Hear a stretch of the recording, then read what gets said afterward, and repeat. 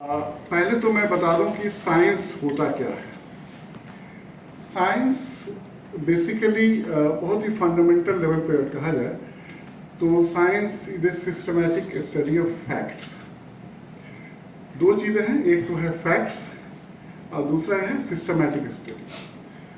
तो फैक्ट्स वो होते हैं जो मैं हिंदी मेरी बहुत अच्छी नहीं है तो चूँकि मैं पढ़ाता हूँ इंग्लिश में, तो फैक्ट्स होते हैं those things which are contingent upon our sensory experience, जो हमारे सेंसरी एक्सपीरियंस पे डिपेंड करते हैं। सेंसरी एक्सपीरियंस से जो होते हैं जैसे 5 सेंसर्स होते हैं, तो देखना, टच करना, स्मेल करना, टेस्ट करना। तो अगर कोई चीज़ हम टच कर रहे हैं तो आई कैन सेंस कि ये चीज़ एग्जिस्ट करती है, और ये एग्जिस्ट करती है या देख रहा हूँ एक चीज़ एग्जिस्ट करती है तो उसको हम फैक्ट मानते हैं। तो उसको दूसरी ढंग से बोले तो कहें कि इंपेरिकली वेरीफाइबल थिंग, जो चीज़ें इंपेरिकली वेरीफाई कर सकते हैं, यानी टच कर सकते हैं, देख सकते हैं या स्मेल कर सकते हैं, टेंजिबल। तो ये है साइंस। दूसरा है सिस्टमैटिक। सिस्टमैटिक का मतलब है स्टेप बाय स्टेप। तो साइंटिफिक रिसर्च होता है, एक प्रॉब्लम से स्टार्ट होता है।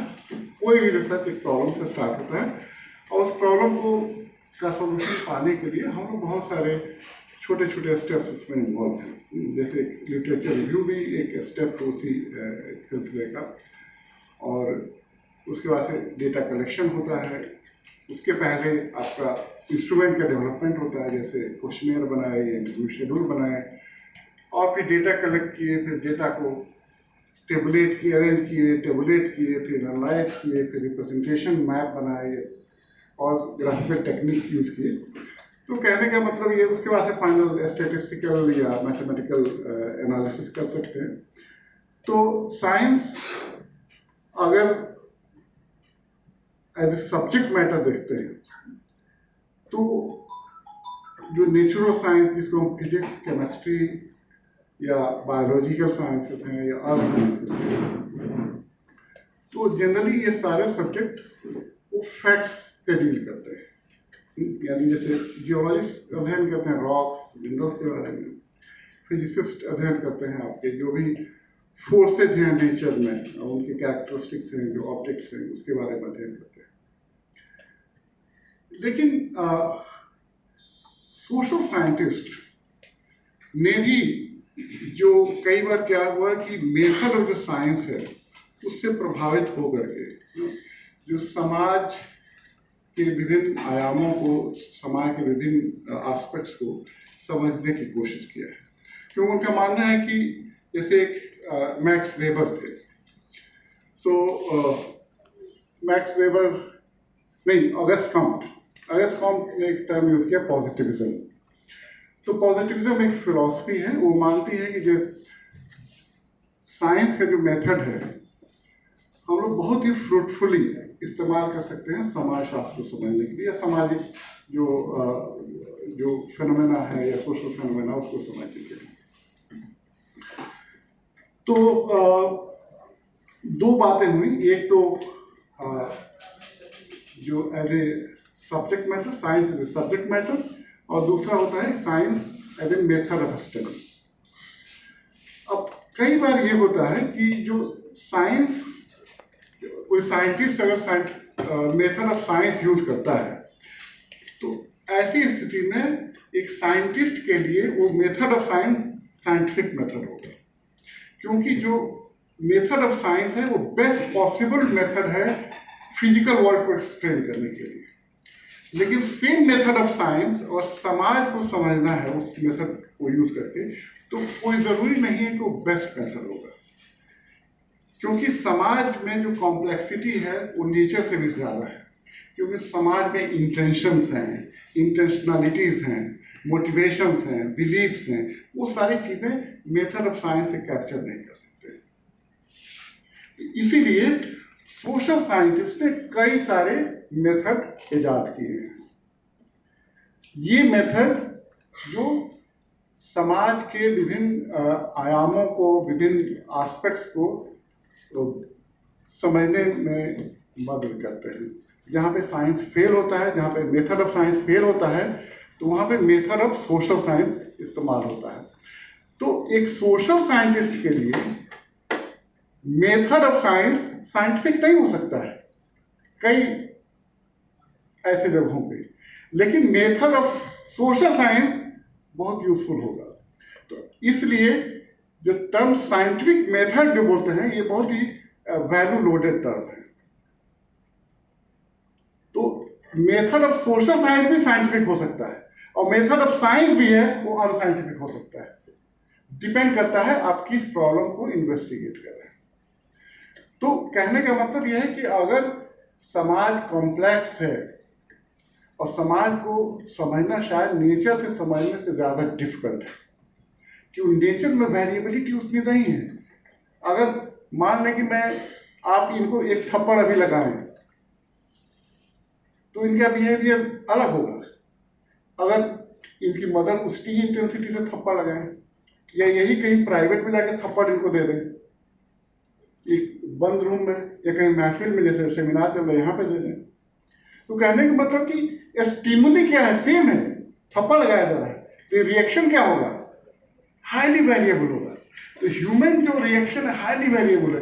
तो और यहाँ पे मेथड ऑफ साइंस लगाएंगे कि केमिस्ट्री में 2 सिमिलर अमाउंट ऑफ मैटर मिलाएंगे तो एक ही रिजल्ट आएगा, यहाँ पे एक रिजल्ट आएगा क्या, नहीं आएगा।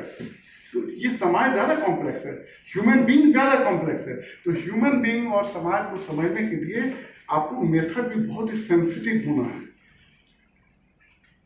तो जो क्वालिटेटिव मेथड जो बहुत सारे सोशल साइंटिस्ट ने याद किए हैं, खास करके एंथ्रोपोलॉजिस्ट ने, सोशल एंथ्रोपोलॉजिस्ट ने, फिर सोशोलॉजिस्ट ने, ये मेथड बहुत ही व्यापक रूप से समाजशास्त्र के अध्ययन में इस्तेमाल किए जा रहे हैं।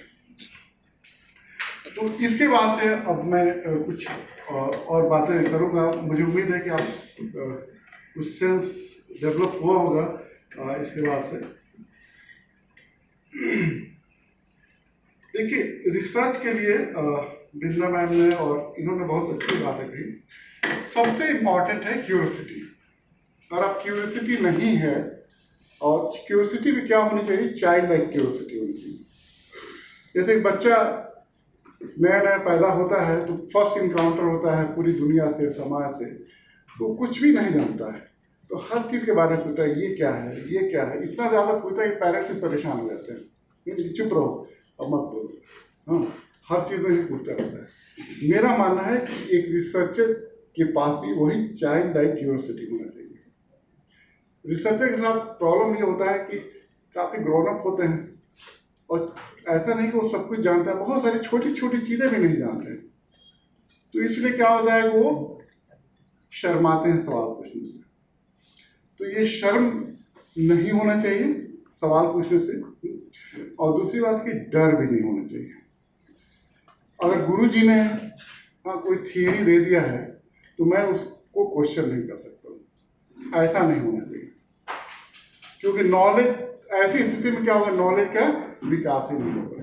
नॉलेज का विकास ही, पूरा विकास जो है क्रिटिसिज्म पे ही होता है। जब तक आप खामियां नहीं निकालेंगे, जब तक गैप नहीं निकालेंगे, तो आप आगे बढ़ेंगे क्या। तो और एक गुरु जी के लिए सबसे खुशी की बात तभी होगी जब उनका चेला उनको परास कर दे। जब उनका चेला, उनका स्टूडेंट है, उनके शोध पे या जो उनका स्टैंड है या उनका थियरी है कोई डेवलप किया, उस थियरी को उन्होंने वो चैलेंज करता है। और ऐसा बहुत बार हुआ है। और इसके लिए एक डेमोक्रेटिक स्पेस चाहिए। एक लैब हो या क्लासरूम हो या रिसर्च ग्रुप हो, उसको डेमोक्रेटिक स्पेस बहुत ज़रूरी है शोध में, कि गाइड भी उतना ही स्पेस दे और उस स्पेस का इस्तेमाल छात्र भी एक प्रोडक्टिव रूप में करें, एक क्रिएटिव ढंग से करें। तो ये questioning mind, curiosity followed by questioning mind होना चाहिए। कि क्वेश्चन तो बिल्कुल ही एक तो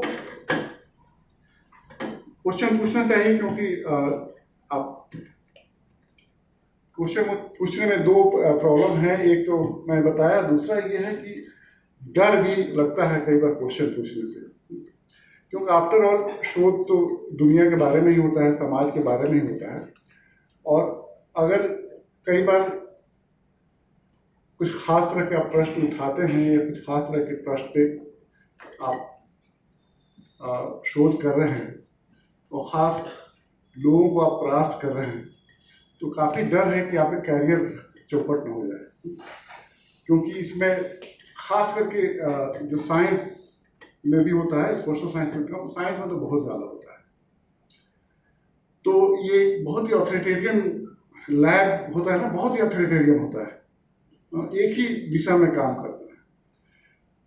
तो लेकिन आप सचमुच बड़ा आदमी बनना है तो जो भी प्रिवेलिंग नैरेटिव है, जो भी किसी भी चीज़ को लेकर जो नैरेटिव है, उसको क्वेश्चन तो जरूर करना चाहिए। जब तक आप क्वेश्चन नहीं करेंगे तो आप रिसर्च नहीं करेंगे, आप रिपीटेशन करेंगे, जो चीज़ें की जा चुकी हैं उसी को आप करेंगे। एक और स्किल बहुत इम्पॉर्टेंट है रिसर्चर के लिए और मैं इस पर बहुत जोर देता हूँ, वो है ऑब्जर्वेशन। खास करके मैं चूँकि अर्थ साइंसेस से हूँ, फील्ड हम लोग जाते रहते हैं, तो कई बार होता है कि हम कई सारी किताबें पढ़ते हैं। चूँकि ज्योग्राफी किताबें तो अर्थ के बारे में ही होती हैं और जो भी थियरीज हैं, लॉज हैं ज्योग्राफी के, वही अर्थ में जो पैटर्न है या प्रोसेसेस हैं उसी को एक्सप्लेन करते हैं। लेकिन फील्ड में जाते हैं तो ऐसा भी होता है कि जो आपने थियरी आपने पढ़ा और जो वर्ड में आप देख रहे हैं उसमें गैप है, जो थियोरेटिकल अंडरस्टैंडिंग है और जो फील्ड सिचुएशन है उसमें गैप होता है। तो जैसे आपको अगर गैप अगर मिलता है तो बड़ी खुशी की बात है। और आप किसी भी थियरी में किसी भी सिचुएशन में अगर मान लें फील्ड में है और आप देख रहे हैं कि ये थियरी एक्सप्लेन नहीं कर पा रही है रियलिटी को, तो अपने आप को खुशनसीब समझिए। हाँ, आप एक ब्रेक थ्रू के कगार पे हैं, या आप एक थियरी को क्वेश्चन करने वाले हैं। तो ऑब्जर्वेशन डीपर होना चाहिए। ऑब्जर्वेशन का मतलब ये नहीं है कैजुअल ऑब्जर्वेशन। हम डेली बनारस शहर में जाते हैं, घूमते हैं ना, लेकिन एक अमेरिका से बच्ची आती है, एक स्कॉलर आता है, ऐसे प्रश्न लेके आता है बनारस के बारे में जो हम लोग हमेशा देखते हैं लेकिन सोच नहीं पाते हैं कि ये भी एक शोध का विषय हो सकता है।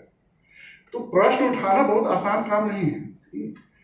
या चीज़ों को देख के और आप मान लें कि सब नॉर्मल है, नेचुरल है, तो आप प्रश्न नहीं उठा सकते। आप हर चीज़ में प्रॉब्लम देखिए, हर चीज़ में एबनॉर्मलिटीज देखिए, हर चीज़ में देखिए कि ये इसमें कुछ ना कुछ प्रॉब्लम, तभी आप ये जो आपका ऑब्जर्वेशन यूजफुल होगा।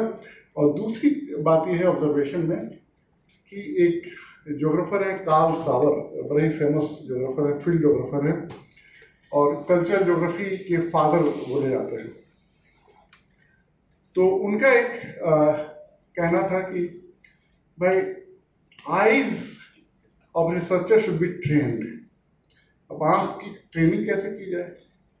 आँख की ट्रेनिंग करने का मतलब ये हुआ कि चीज़ों को कैसे देखा जाए, कौन सी चीज़ें देखी जाए, कौन सी चीज़ें नहीं देखी जाए, कौन सी चीज़ें ज्योग्राफिकली सिग्निफिकेंट हैं या एकेडमिकली सिग्निफिकेंट हैं।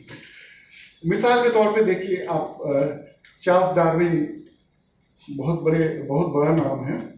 तो चार्ल्स डार्विन गैलापागोस आइलैंड गए अपने शोध के लिए। चार्ल्स डार्विन एक बड़ा प्रोफाउंड स्टेटमेंट है, the secret of life is in geographical pattern.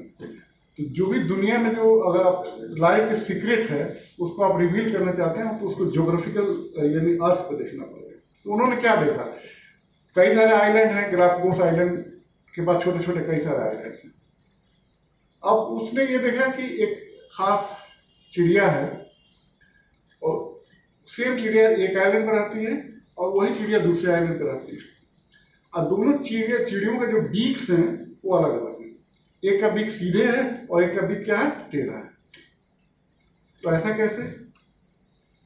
तब उन्होंने डीपर इन्वेस्टिगेशन किया तो देखा कि एक आइलैंड पे जो उसका फॉर्मेशन है वो रॉकी है और दूसरा आइलैंड जो है उस पर सॉइल है। तो रॉकी आइलैंड में आपको चीज़ों को निकालने के लिए आपको डिफरेंट तरह के चोंच चाहिए और सॉइल वाले आइलैंड पे निकालेंगे दूसरी जगह। तो कहने का मतलब ये कितना रिमार्केबल स्टेटमेंट है, कितना रिमार्केबल ऑब्जर्वेशन है। तो कहने का मतलब ये कि जब ऑब्जर्वेशन करें तो हमेशा चीजों को एसोसिएट करके always see things in relation थे, never see things in isolation. कोई भी घटना घट रही है, कोई भी पैटर्न आप देख रहे हैं, कोई भी चीज देख रहे हैं, तो उसको हमेशा रिलेट करने की कोशिश करिए। वो क्यों है, ऐसा क्यों है, हो सकता है वो किसी और चीज से प्रभावित हो रहा हो। तो ये रिलेशनशिप बहुत ही इंपॉर्टेंट है। एक और बात है, वो है क्रिएटिविटी। तो क्रिएटिविटी के लिए दो चीजें हैं, एक है बोलते हैं वर्टिकल थिंकिंग, एक होता है हॉरिजॉन्टल थिंकिंग। वर्टिकल थिंकिंग का मतलब ये होता है कि अगर किसी विषय पे आप शोध कर रहे हैं, उस विषय में बहुत गहराई के साथ और जितना डीप जाना चाहें, जो भी अवेलेबल लिटरेचर है उसको माइक्रोस्कोप के लेवल पर तक जाए, उस विषय वस्तु को डीपेस्ट पॉसिबल अंडरस्टैंडिंग डेवलप करें। लेटरल थिंकिंग होता है कि थोड़ा सा आप डेविएट करें। आप रेलवे ट्रैक पर चल रहे हैं, लेकिन कई बार इधर लेफ्ट घूमे, कई बार राइट घूमे, इसको डिटूरिंग बोलते हैं, यानी अपने रास्ता से थोड़ा भटकना। भटकना बहुत जरूरी है रिसर्च में। अब बड़े लोग वही हुए हैं जो भटके हैं, हाँ, ऐसा नहीं जो सीधे गए हैं वो बड़े नहीं हुए हैं, उसमें से बहुत लोग बड़े हुए हैं, लेकिन बहुत सारे जो जीनियस हुए हैं वो भटक के ही जीनियस हुए हैं। भटकने का मतलब यह है कि आपका इंटरेस्ट शायद इस रास्ते में नहीं, कहीं और है। आपका शोध का जो इंटरेस्ट है किसी और रास्ते में जाता है।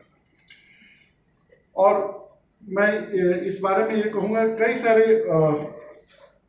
ज्योग्राफर्स हैं, खासकर ज्योग्राफी में तो उदाहरण, भरपूर उदाहरण है। मैथमेटिशियन है, कोई इकोनॉमिस्ट है, कोई सोशोलॉजिस्ट है, उसका इंटरेस्ट डेवलप होते होते वो ज्योग्राफर बन गया। और 1950 के बाद से 5 बड़े ज्योग्राफर के नाम दिए जाए, उसमें 3 इकोनॉमिस्ट या मैथमेटिशियन मिलते हैं।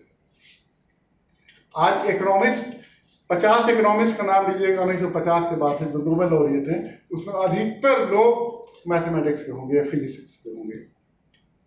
ये सब डिटूरिंग का कमाल है, या लेटरल थिंकिंग का कमाल है। लेटरल थिंकिंग का मतलब है कि आपका विषय वस्तु एक वैक्यूम में तो नहीं होता है ना, उसका रिलेशनशिप कहीं ना कहीं है। मान लीजिए और समाज शास्त्र पे काम कर रहे हैं, तो समाज शास्त्र इकोनॉमिक्स से भी संबंध है, भूगोल से भी संबंध है, इतिहास से भी संबंध है, साइकोलॉजी से भी संबंध है। तो रिलेटेड लिटरेचर पढ़िए। तो कई बार रिलेटेड लिटरेचर आप पढ़ते पढ़ते उसमें इतना घुस जाते हैं कि आपका रास्ता गड़बड़ा जाता है। तो पीएचडी में एक कांस्टेंट है कि आपको 5 साल में, जैसे जिंदा मैडम बोल रही थी, 6 साल में ही कंप्लीट करना है, तो इतना ना भटक जाइए तो आपका पीएचडी ही नहीं जमा होता है। तो ये भटकना, एक कंट्रोल भटकना होना चाहिए। भटकिए, डिटूर होना चाहिए, लेकिन एक कंट्रोल भटकना आपका होना चाहिए। एक है पेशेंस। पेशेंस बहुत जरूरी है रिसर्च में, क्योंकि बहुत फ्रस्ट्रेटिंग हो सकता है रिसर्च। खास करके लैब में काम कर रहे हैं, रिजल्ट ही नहीं आ रहा है। आप तमाम कोशिश कर रहे हैं कि आप हाइपोथेसिस लेके चल रहे हैं, ना प्रूव हो रहा है ना डिसप्रूव हो रहा है। तो पेशेंस जरूरी है, और इसके बहुत सारे उदाहरण हैं। एक उदाहरण है, अमेरिका में बोस्टन शहर में काम किया था विलियम फूटे वाइट ने। विलियम फूटे वाइट जो एक अर्बन सोशोलॉजिस्ट थे, अर्बन सोशल एंथ्रोपोलॉजिस्ट बोल सकते हैं उनको। तो उनका जो काम था, इटालियन कम्युनिटी पे काम कर रहे, जो इटली से आकर के बस गए थे और बहुत ही गरीब तबका थे और स्ट्रीट्स पे रहते थे उस जमाने में, 40s 30s में। तो उसी पे इनका काम था। तो उसी में क्या है, बहुत सारे स्ट्रीट गैंग्स होते हैं जो लड़ाइयाँ करते हैं, हाँ, चोरी करते हैं रात में। तो बेसिकली उनका काम, जो गैंग थे उन्हीं के ऊपर काम था। तो क्या किया कि उन्होंने धीरे धीरे आया, और उनको एक्सेस ही नहीं मिले। भाई कोई थोड़ी बोला कि मैं चोरी करता हूँ, रात में डकैती करता हूँ। तो वहीं पे वो स्ट्रीट में रहने लगे। रहते रहते क्या हुआ कि भाई धीरे धीरे राब्ता बढ़ा, और उनको जो स्ट्रीट गैंग के मेंबर्स थे उनको लगा कि नहीं, ये भी हम ही लोगों टाइप का आदमी है। उसके बाद से ये उनके साथ जो रात में चोरियां करने जाते थे, डाका डालते थे, और धीरे धीरे कब तक हम, ये 2 साल तक ये प्रोसेस चला। And that's how he could bring the social organisation, the psychology and all the complexities that was involved in street corner society. कि विलियम फुटे वाइट के बारे में आप स्ट्रीट कॉर्नर सोसाइटी और टाइप करिएगा तो बहुत डिटेल में आपको मिल जाएगा। उसी तरह से आप नाम सुने होंगे जो एक मेलिनोस्की है। मेलिनोस्की एक बड़े सोशल एंथ्रोपोलॉजिस्ट थे। रेडक्लिफ ब्राउन का नाम सुने होंगे। मेलिनोस्की ने मेलिनेशिया या न्यू गिनिया पे काम किया है, जो ट्राउब्राड आइलैंडर्स हैं। पूरे फर्स्ट वर्ल्ड वार में पूरे उसी एरिया में 4-5 साल तक रह करके एक ही ट्राइब के ऊपर काम किया। फिर रेडक्लिफ ब्राउन आपका जो अंडमान आइलैंड पे काम किया, 3-3 साल 4-4 साल गुजार करके। आप वेरियर एल्विन का नाम सुने होंगे, जो बायगा ट्राइब जो सेंट्रल इंडिया में रहता है, बायगा ट्राइब के ऊपर पूरी जिंदगी उन्होंने बायगा ट्राइब पे ही गुजार दिया। पूरी जिंदगी उन्हीं के साथ रह के काम किया। तो बायगा पर उनकी सबसे ऑथेंटिक किताब है बायगा ट्राइब के ऊपर। लिटरल थिंकिंग की बात हो रही थी, इसी में मैं अपना खुद उदाहरण दूंगा कि मैं भोजपुरी केंद्र में आया। मेरे लिए बहुत इवेंटफुल ये ट्रेवल रहा है। हाँ, ये डिटूरिंग कह सकते हैं यार। मैं आया तो मैं कवि बन गया, एक कविता किताब लिख दी। इसका वजह ये रहा कि मैंने इंटरेक्ट किया सदानंद शाही सर से पहले, फिर शुक्ला सर से और तमाम छात्रों से इंटरेक्ट किया, और मुझे इंटरेस्ट डेवलप हुआ। मुझे लगा कि ये भी एक भाषा हो सकता है ज्योग्राफी को समझने के लिए, मैप को समझने के लिए। ये कविता भी एक भाषा हो सकती है जिसके जरिए हम मैप को समझ सकते हैं। एक जब अलीगढ़ में हम लोग पढ़ते थे तो एक बड़े फेमस कहानीकार थे, आप लोग तो जानते ही होंगे, और काजी अब्दुल सत्तार। काजी अब्दुल सत्तार बड़े लंबे हैंडसम पर्सनालिटी थे, बड़े बड़े बाल और बड़े नवाबी अंदाज था उनका। बड़े सिंपल आदमी थे वैसे। और डेली वो उर्दू डिपार्टमेंट से, आर्ट्स फैकल्टी में, वहाँ से ज्योग्राफी डिपार्टमेंट में आते थे। वहाँ प्रोफेसर शफी साहब थे और प्रोफेसर मेहदी रजा साहब थे। उन्हीं के साथ बैठते थे 2-2, 3-3 घंटा। हम लोग बीए के स्टूडेंट थे, हम लोग ऐसे ही आते होंगे, लेकिन उनका नाम बहुत था, बड़े हैंडसम भी थे देखने को। तो बाद में हम लोगों को पता चला जब मैं अलीगढ़ छोड़ दिया कि वो एक नॉवेल लिख रहे हैं सीतापुर को एक प्लॉट बना करके। तो सीतापुर के जो ज्योग्राफिकल कंडीशन हैं, तो उस प्लॉट में तो देना पड़ेगा ना, उसमें गलती नहीं होनी चाहिए। तो उसके बारे में बातचीत करने के लिए वो ज्योग्राफी डिपार्टमेंट में बुलाते थे। तो ये होता है आपका डिटूर। कहने का मतलब ये है कि इतने डिपार्टमेंट्स, अरुण सर भी बोल रहे थे, हाँ सैकड़ों डिपार्टमेंट्स हैं। मुझे लग रहा है कि आपको घूमने जाना चाहिए, बातें करना चाहिए दूसरे डिपार्टमेंट टीचर्स से, छात्रों से। मैं खुद इससे मुझे तो बहुत फ़ायदा हुआ है, मैं कह दूँ। शैलेंद्र जी से भी मैंने अपनी कविताएँ पढ़वाई और ये एक चीज़ और, जैसे एक और फ़ायदा जो मुझे हुआ है वो है, जैसे मेरी आज कल एक स्टूडेंट ज्योग्राफी में काम करिए, वो है production of city through literature. तो लिटरेचर के जरिए शहर को कैसे पैदा किया जाता है, प्रोड्यूस किया जाता है। क्योंकि शहर तो भाई डिफरेंट लोग डिफरेंट नज़रिया से देखते हैं, हर आदमी का अपना इंटरेस्ट है। कुछ लोगों के लिए बनारस का मतलब घाट और पुराना बनारस हुआ, फाइन, और बनारस का जो इमेज है उसी तरह के लिटरेचर पढ़ के डेवलप होगा हम लोगों का। कुछ लोग बनारस को अदर बनारस पे भी काम करते हैं। तो एक शहर को कैसे लिटरेचर के जरिए पैदा किया जाता है, तो उस पर एक हमारे स्टूडेंट काम करेंगे। तो ये देखिए इंटरेक्शन से ये फायदा, ये मैं एक प्रैक्टिकल एग्जांपल दे रहा हूँ अपने खुद से, मुझे जो ये फायदे हुए हैं इससे कह रहा हूँ।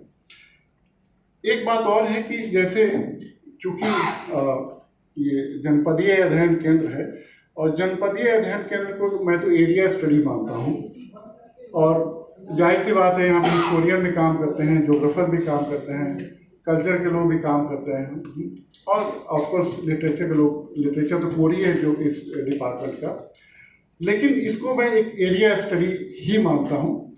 और ज्योग्राफी में एरिया स्टडी का बहुत ही पुराना ट्रेडिशन है, रिच ट्रेडिशन है। लेकिन उस एरिया स्टडी में आप जो था, जैसे जर्मन का स्कॉलर या फ्रांस में है या इंग्लैंड में है या अमेरिका में, ये सब ग्लोबल पावर्स है, तो इनका जो इंटरेस्ट है पूरा ग्लोबल है। तो विश्व के विभिन्न प्रदेशों पे एक एक दो स्कॉलर उनके हुआ करते हैं। जैसे आपको बता दें कि हिंदुस्तान के ऊपर या साउथ एशिया के ऊपर जो सबसे ऑथेंटिक किताब है यहाँ की ज्योग्राफी के ऊपर, वो एक ब्रिटिश ज्योग्राफर है, सबसे ऑथेंटिक किताब। तो उसी तरह से आपके कोई लैटिन अमेरिका पे स्पेशलाइज है, कोई अफ्रीका पे स्पेशलाइज है, तो इसके भी जियोपॉलिटिकल रीजंस हैं।